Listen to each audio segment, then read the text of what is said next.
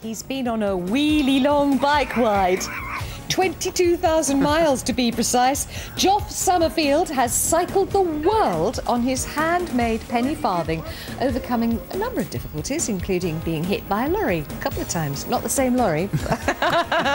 Hear all about his remarkable adventure at Summerfield set off on a journey of a lifetime, a journey that would take in 4 continents, 25 countries and 22,000 miles. But what makes his story even more incredible is that Joff cycled the entire journey on his handmade Pennyfarthing. Here are just a few of his highlights.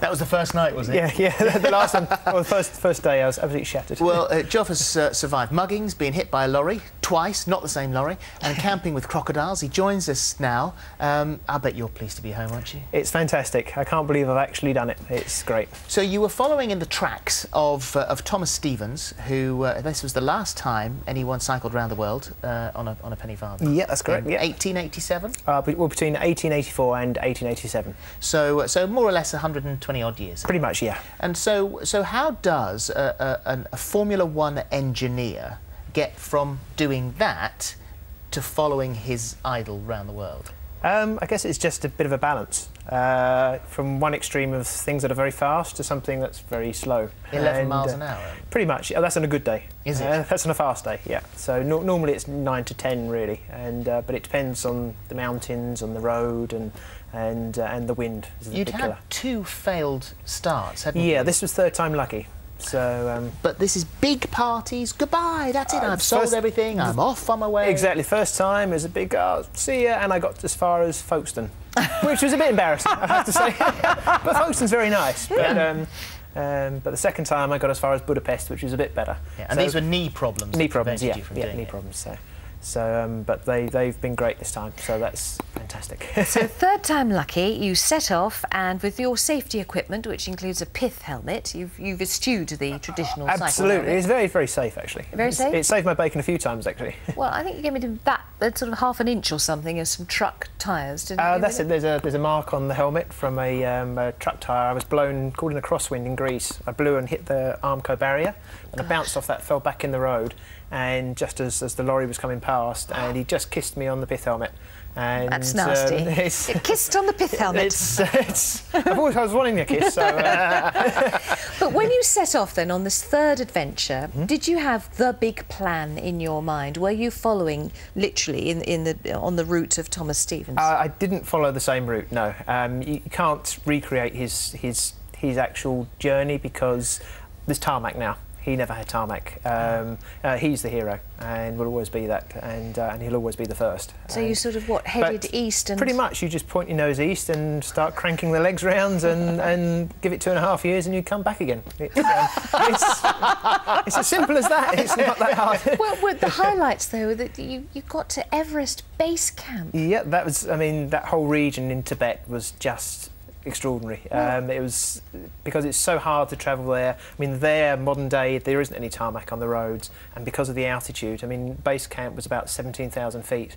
So, well, you know, I live with Fern's travelling, cycling ambition on a regular basis, and you're about to set off. She's going to Cuba, and all you ever hear, all they ever discuss, cyclists, is hills. So, how on earth do you get to 17,000 feet? Slowly.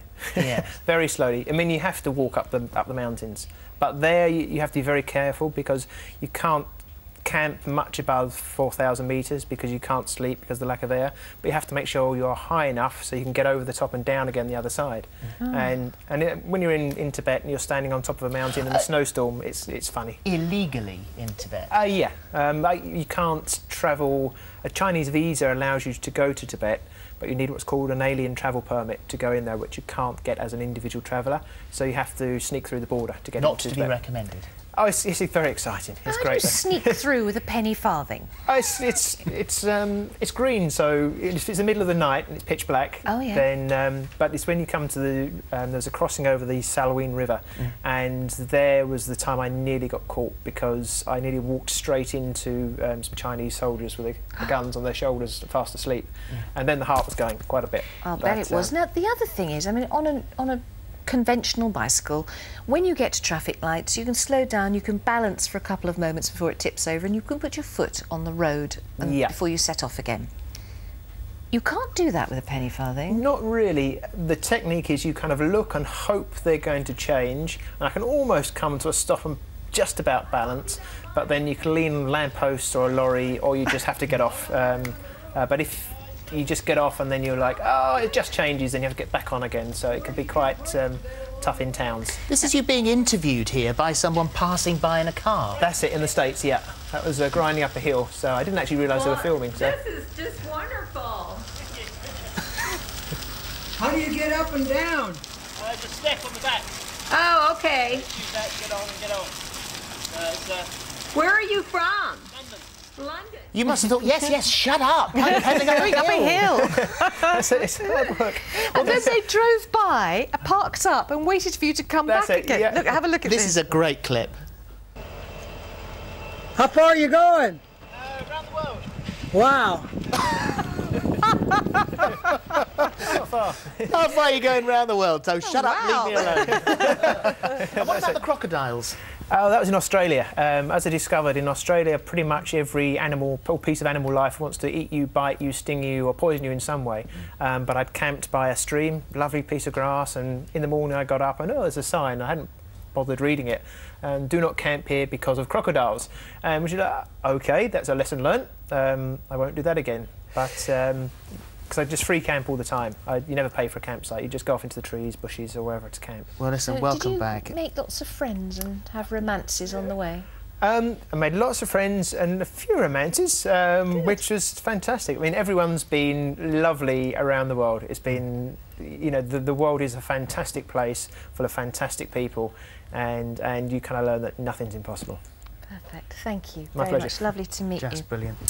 Well, still to come today.